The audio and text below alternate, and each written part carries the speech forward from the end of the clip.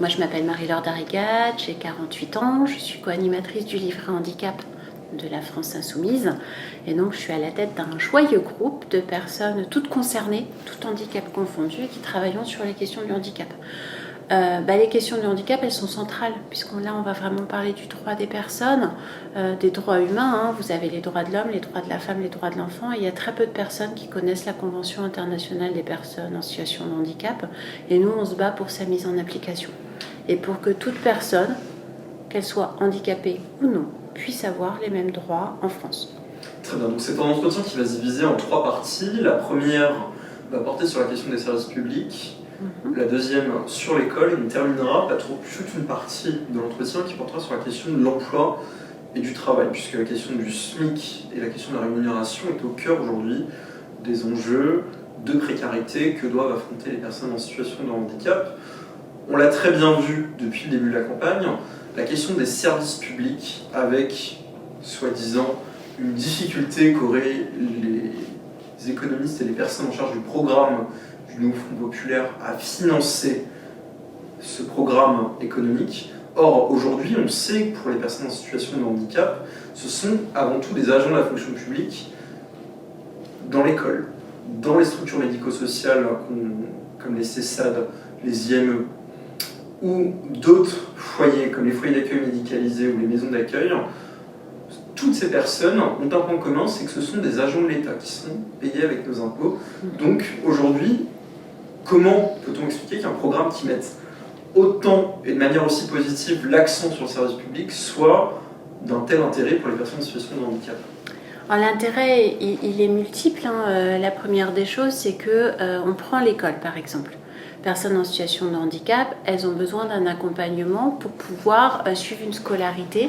Elles ont besoin d'adaptation pour pouvoir suivre cette scolarité. Et pour ça, il faut des AESH. Mais il faut des AESH qui ne soient pas payés au rabais, qui ne soient pas des contrats aidés sans aucune formation.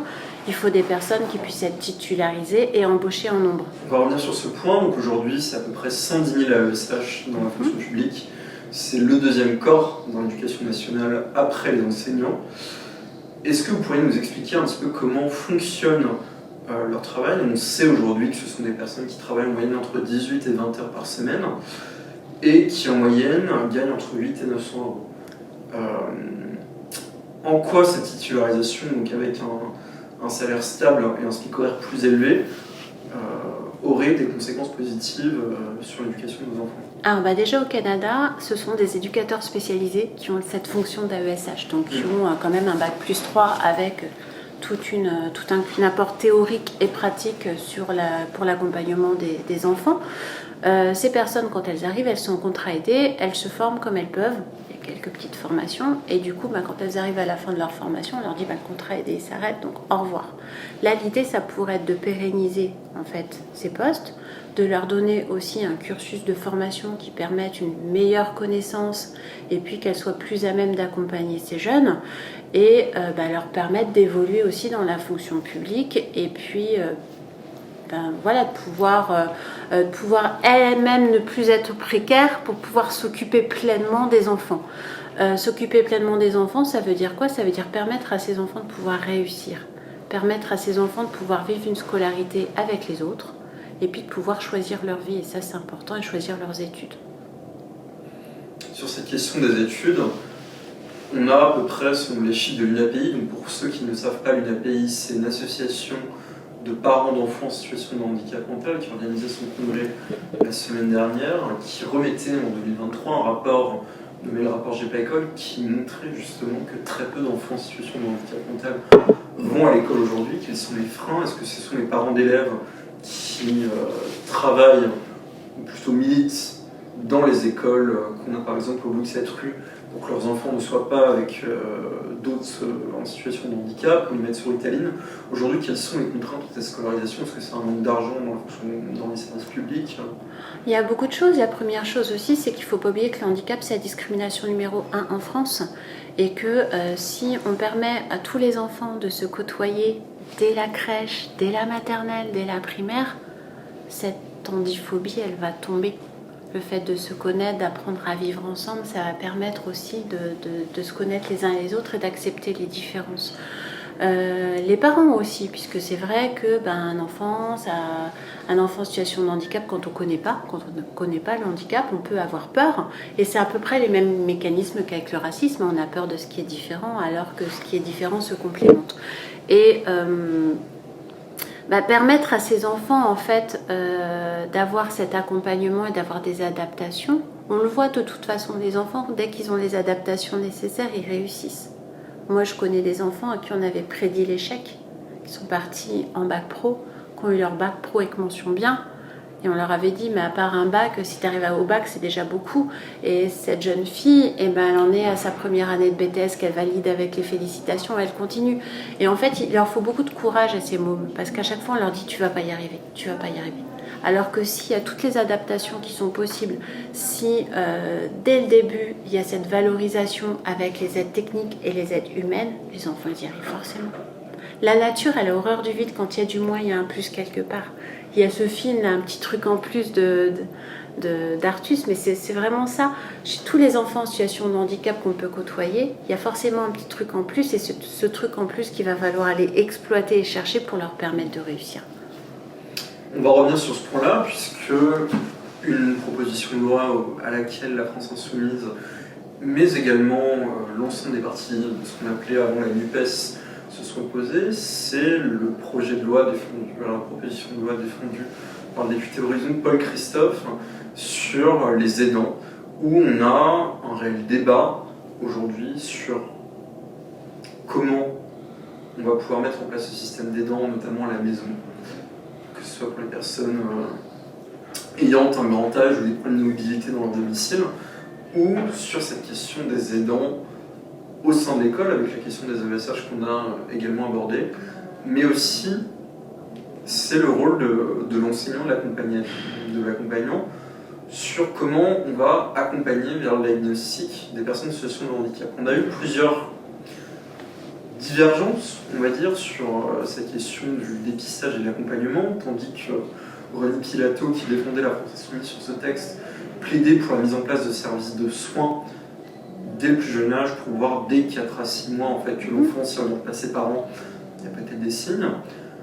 À des députés du Rassemblement national, on va peut-être revenir justement sur ce sur quoi on se mobilise aujourd'hui, c'est aussi contre l'extrême droite, qui, par l'intermédiaire de la députée Mathilde Paris, disait que c'est les enseignants qui doivent diagnostiquer ou identifier plutôt, puisqu'ils ne peuvent pas poser de diagnostic, les premières formes, les premiers signes d'autisme ou de troubles 10 chez un enfant.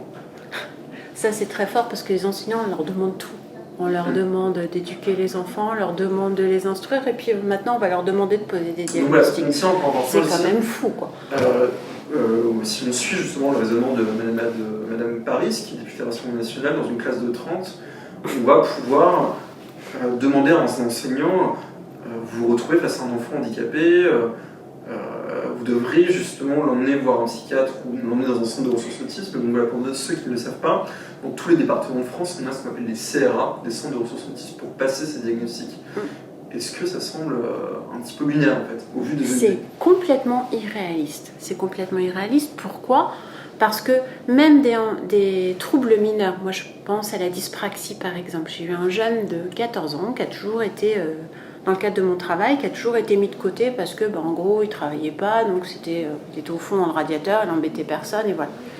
Et donc un jour, on va pour faire une lettre de motivation, et quand il a commencé à rédiger, je me suis dit, oula, là, il y a un souci.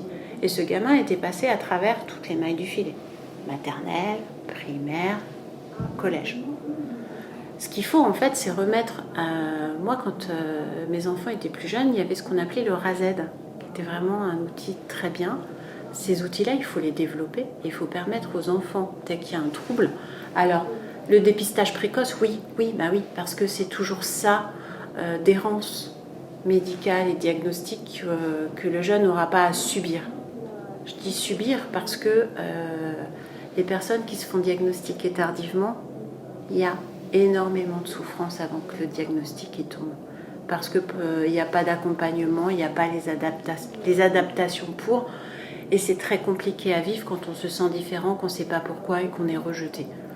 Je le dis en connaissance de cause puisque moi j'ai moi-même mes enfants qui sont en situation de handicap et le parcours a été très long et chaotique. Mais il faut vraiment pouvoir avoir des diagnostics précoces et il faut que ce soit fait avec du personnel dont c'est le métier. Un enseignant, son travail, c'est d'enseigner, c'est d'instruire les jeunes, c'est de leur permettre d'avoir un bagage éducatif et culturel. On reste là. Ça nous Il ne permet faut pas de mélanger les choses. très bien sur un autre point. On va employer beaucoup d'abréviations, c'est l'une des difficultés aussi de ces débats sur l'école et sur le handicap. C'est ce qu'on a appelé les PS, où on a eu une mobilisation à l'Assemblée nationale des partis de gauche sur cette partie du diagnostic. Donc ça nous permet de continuer ce débat sur le service public, qui est l'un des gros morceaux, sur comment va s'effectuer le diagnostic et comment surtout va s'effectuer la demande d'AESH.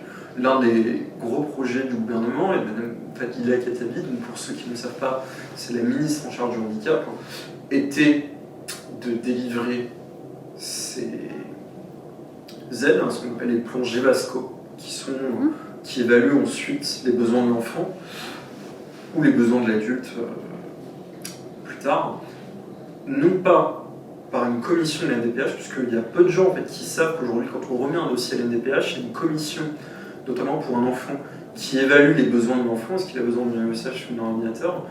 Et la volonté du gouvernement d'Emmanuel Macron aujourd'hui, c'est de confier cette tâche au ministère de l'Éducation nationale, via ce dispositif qu'on appelle les PS. Est-ce que vous comprenez la colère des associations qui disent on ne veut plus que ce soit la NDPH qui s'en occupe, mais que ce soit des fonctionnaires du ministère de l'Éducation nationale?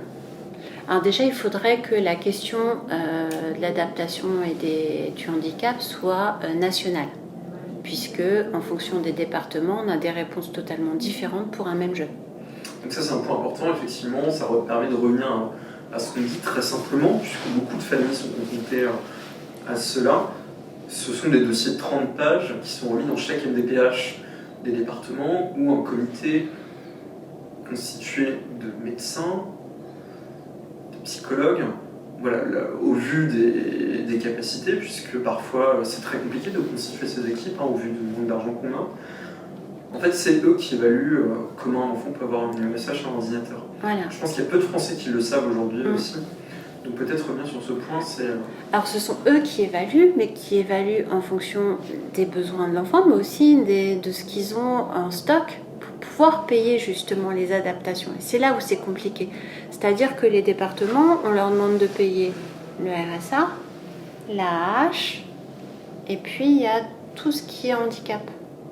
Et donc en fonction d'un département à un autre, vous faites une demande dans le département du 59, vous faites une demande dans le département du 92, vous n'allez pas du tout avoir les mêmes aides pour la même pathologie et les mêmes problématiques. Et ça, c'est vraiment important. C'est un point qui est primordial parce qu'en fait, il n'y a pas une égalité de traitement sur le territoire. C'est une des choses qu'on avait défendues justement à la campagne des présidentielles, c'était pouvoir avoir une égalité de traitement, en tout cas sur le territoire national, en termes de handicap et en termes d'adaptation et de prise en charge et de moyens. On va aborder une dernière question avant de parler de la question du travail et de l'emploi. Sur ce point, Bruno Le Maire disait encore dimanche qu'il se félicitait de la suppression de la CVAE et de certaines taxes, notamment des taxes d'habitation, qui sont des taxes qui revenaient aux différentes collectivités pour financer ces politiques publiques, notamment les politiques publiques en faveur du département. Est-ce que aujourd'hui on sait, ça nous permettra aussi de faire une transition, puisque le discours de Bruno Le Maire et de Bercy aujourd'hui est de dire que ce sont des taxes qui ont permis de libérer les richesses et de libérer les entreprises, mais on sait aujourd'hui que beaucoup de collectivités, notamment les départements, souffrent de la suppression de la CVAE et de certains impôts locaux. Alors, non seulement les départements et les collectivités territoriales en souffrent, mais vous avez aussi toute une partie de la population qui est propriétaire, qui en souffre d'autant plus parce que l'impôt foncier, lui, il a bondi. Et donc, en fait, c'est toujours en fait faire payer plus à un petit nombre de gens. Et donc forcément, moi je vois tout autour de moi des personnes qui sont propriétaires qui me disent « Mais attends, là j'ai dû payer 600, 700, 800 euros de plus. » Et donc on dit « Ouais, on vous a fait un cadeau. » Mais au final, le cadeau, c'en est pas un parce que quand on additionnait les impôts locaux et les impôts fonciers, ça faisait toujours moins que la nouvelle taxe foncière. Donc, bon, chercher l'erreur, c'est juste une question de, je dirais, de marketing politique. Mais le pire aussi, c'est que ça permettait de financer, en effet, toutes les politiques territoriales. Et là, je vois, moi, les budgets des départements, ils ne savent pas comment faire. Vous avez plein de départements qui se retrouvent dans des situations dramatiques. Et qui va en payer les pots cassés? Ça va être les personnes. Les personnes en situation de handicap, les personnes qui ont des besoins d'insertion professionnelle. Et donc, on a un discours totalement ubuesque en disant oui, le nouveau Front populaire, il veut augmenter les embauches, il veut faire de la dépense. Mais si vous embauchez des fonctionnaires, vous avez des personnes qui vont consommer, vous avez des personnes qui vont payer de l'impôt. Et donc, ça va alimenter aussi les caisses de recettes. Et puis, si vous embauchez des fonctionnaires dédiés aux personnes en situation de handicap, ça va permettre aux personnes en situation de handicap de pouvoir se former, aller travailler, et puis derrière aussi, consommer, payer des impôts, ça va faire des recettes. Plutôt que d'avoir des personnes en fait qui n'auront pas eu d'aide et qui vont devoir vivre aux dépens des aides minimales et qui ne s'en satisferont jamais. Parce qu'on ne peut pas vivre avec les aides minimales. Quand on voit le montant de l'âge, quand on voit le montant des pensions d'invalidité, quand on voit les montants, quelqu'un qui est au chômage, on ne peut pas vivre comme ça. C'est pas possible. Donc, ce qu'il faut, c'est pouvoir. J'entendais Monsieur le maire dire il faut atteindre le plein emploi. Oui, mais pour atteindre le plein emploi, il faut employer. Et à partir du moment où on va employer des personnes qui vont former les personnes à pouvoir derrière trouver un travail et puis vivre une vie qu'elles auront choisie, là, l'économie, elle sera autre. C'est justement le point sur lequel on va revenir, sur la question du travail. Aujourd'hui, on a un taux de chômage global en France qui est autour de 7,2-7,3%.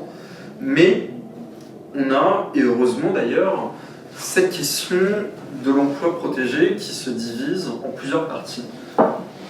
On a dans un premier temps l'insertion en milieu ordinaire des personnes en situation de handicap via des reconnaissances de travailleurs handicapés et des référents handicap dans les entreprises comme la vôtre ou comme celle de la majorité des Français, avec ce qu'on appelle les BOETH, donc les obligations de respecter la règle des 6%, avec une taxe qui se calcule sur le montant du SMIC, qui est environ de 11 € aujourd'hui en France, avec un calcul qui est à 400 fois le SMIC.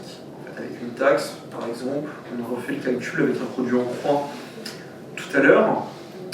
Une entreprise qui aurait entre 4 et 500 salariés et qui aurait à peu près un respect de 2 à 3% de travailleurs handicapés paierait entre 9 000 et 9 500 € d'amende par an. Ensuite, on a deux autres types de structures qui sont les entreprises adaptées, qui sont des structures avec 50% de travailleurs handicapés et 50% de travailleurs ordinaires, qui sont très peu connus. Par exemple, on travaille beaucoup avec une société qu'on apprécie, qui est située à Boulogne-Billancourt, qui s'appelle les Papillons Blancs, qui a fait des choses absolument formidables. Et on a cette fameuse question des ESAT, qui concerne à peu près 110 000 usagers, qui ne sont pas des travailleurs français, qui ne sont pas reconnus par le droit du travail. Comment on arrive en fait à s'organiser dans toutes ces choses qui sont parfois extrêmement complexes, en sachant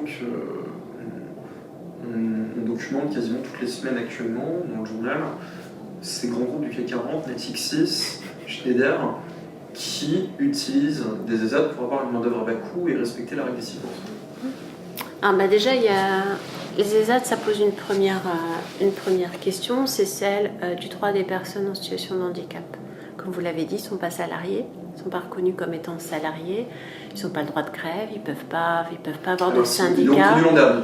Ouais, c'est tout récent, mais n'empêche que ça va à l'encontre de la Convention internationale des personnes en situation de handicap. Donc, un des points aussi, c'est de voir comment on peut permettre à ces personnes aussi de rejoindre le milieu ordinaire de travail. Ce qu'il faut, c'est mettre un grand coup de pied dans la fourmilière, et c'est pas avec 9 000 € d'amende, entre guillemets, de taxes, qu'on va être incitatif pour embaucher des personnes en situation de handicap. Alors, pour revenir sur la question du nouveau Front populaire, si il s'avère que le nouveau Front populaire remporte les élections législatives, c'est un montant qui va monter, puisque le calcul se fait sur le SMIC. Il y a une promesse de passer le SMIC à 1 600 €, effectivement. Mais je pense qu'il faut le monter davantage. Et puis, faut aussi, une des premières choses à faire aussi, c'est d'aller rencontrer l'Organisation des Nations Unies et d'aller récupérer le fameux plan de désinstitutionnalisation qui comprend aussi justement la question des ESAT, puisque la France, là je fais un peu de digression, mais la France en fait s'est fait condamner par l'ONU pour la non-application de la Convention internationale pour les personnes en situation de handicap. La France s'est refaite condamner par le Conseil de l'Europe, et donc là il y a quand même urgence à aller toquer à la porte de l'ONU, puisqu'ils nous ont préparé un joli plan de désinstitutionnalisation, puisqu'on n'est pas capable de le pondre nous-mêmes. Donc la première des choses, ce sera d'aller voir là-bas, puis d'aller s'inspirer aussi de nos modèles européens, en Italie, en Espagne, comment ça se passe dans les pays nordiques, et puis de façon à ce qu'on puisse améliorer les choses au niveau des conditions des personnes en situation de handicap. Peut-être faire une petite pause le temps de... Donc je reprends. On coupera. Ouais, je reprends. Là, on va couper, mais tu coupera. On coupera, ouais. Je peux reprendre effectivement. Tu vas reprendre le début de ta phrase, comme ça, ce sera plus facile. Oui, donc de toute façon, l'urgence aujourd'hui, la première des choses à faire pour le handicap, c'est d'aller toquer à la porte de l'ONU pour récupérer le fameux plan de désinstitutionnalisation. Pourquoi je dis ça? Parce qu'en fait, la France s'est faite condamner par l'ONU pour la non-application de la Convention internationale des droits des personnes en situation de handicap. Et la France est à nouveau fait condamner par le Conseil de l'Europe pour les mêmes motifs. Donc il y a urgence à aller récupérer ce fameux plan et voir aussi comment on peut s'inspirer d'autres pays, que ce soit en termes d'instruction, d'éducation, d'emploi, pour les personnes en situation de handicap. C'est vraiment ce droit des personnes qui est fondamental.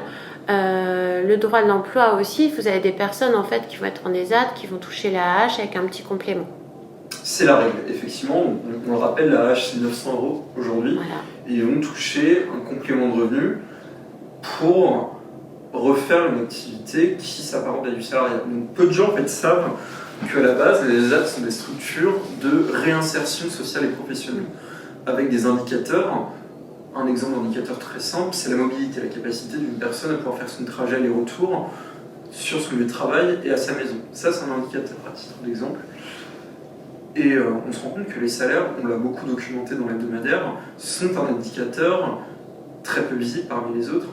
Et on en arrive au stade, dans certaines villes comme Paris, il est devenu quasiment impossible de vivre dignement en ayant ce complément de revenu et la hache.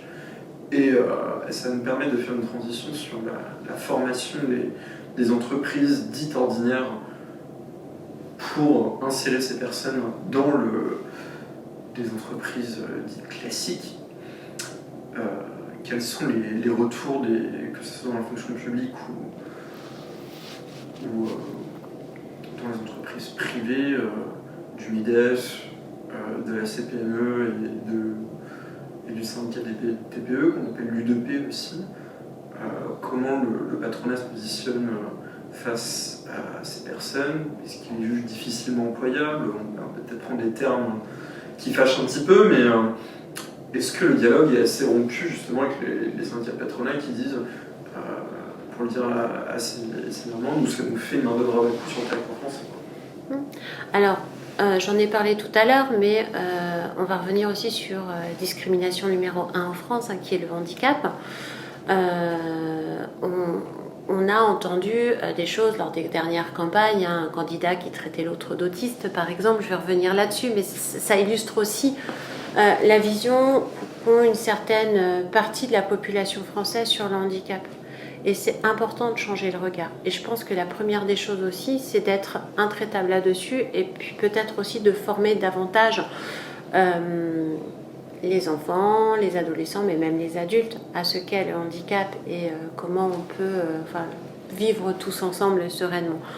Il y a plein de patrons qui ne connaissent pas les adaptations possibles quand ils embauchent une personne en situation de handicap. C'est souvent les personnes en situation de handicap qui disent « Ah, mais vous pouvez avoir droit à telle chose, tel aménagement, tel truc ».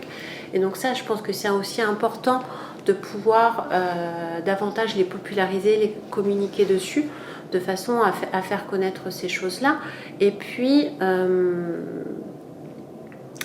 vous avez des talents, vous avez des personnes en situation de handicap qui ont des talents, il faut savoir utiliser, j'en parlais tout à l'heure pour l'éducation, mais c'est la même chose, il faut savoir valoriser ces talents et leur permettre de choisir leur vie.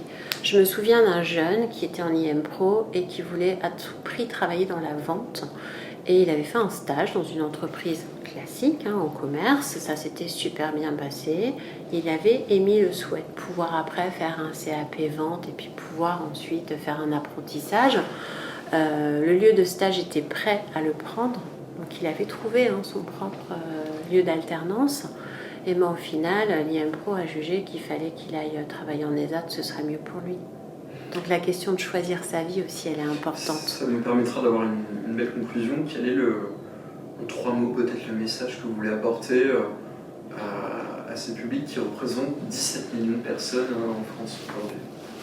Et moi, ce que je voudrais leur dire, surtout, c'est de se mobiliser pour justement qu'aux législatives, on ait des personnes qui aillent porter leur voix et de se mobiliser, de bouger pour leurs droits. Parce que c'est vrai que c'est compliqué, on a tendance aussi, quand on est en situation de handicap, en fait, on est des guerriers. On est en mode guerrier dès la naissance. Il faut qu'on se batte, il faut qu'on se batte à l'école pour être reconnu, il faut qu'on se batte pour trouver du travail, il faut se battre pour avoir des ressources dignes, il faut se battre pour avoir ses droits.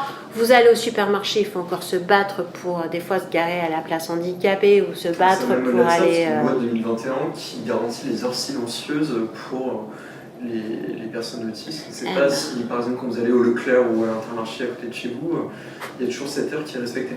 Pas toujours. Et des fois, il faut mettre les bouchons d'oreilles et puis les lunettes pour pouvoir aller faire ses courses tranquillement. Donc, il y a plein de choses, en fait, qui doivent être posées. Et je pense que ce qu'il faut aussi, c'est voter pour ses droits. Et ça, c'est important. Je parlais tout à l'heure de la Convention internationale des personnes en situation de handicap. Il y a très peu de personnes qui la connaissent, en fait, cette convention. C'est bien dommage. Tout le monde sait citer les droits de l'homme, les droits de la femme, les droits de l'enfant. Et puis celle-ci, bizarrement, on la met sous le tapis. On n'en parle pas trop parce que, il y a plein de choses qui ne vont pas. Et cette société-là, ce qu'il faut qu'on défende, c'est l'accessibilité universelle. C'est quoi l'accessibilité universelle? C'est permettre à tous d'avoir accès aux mêmes droits.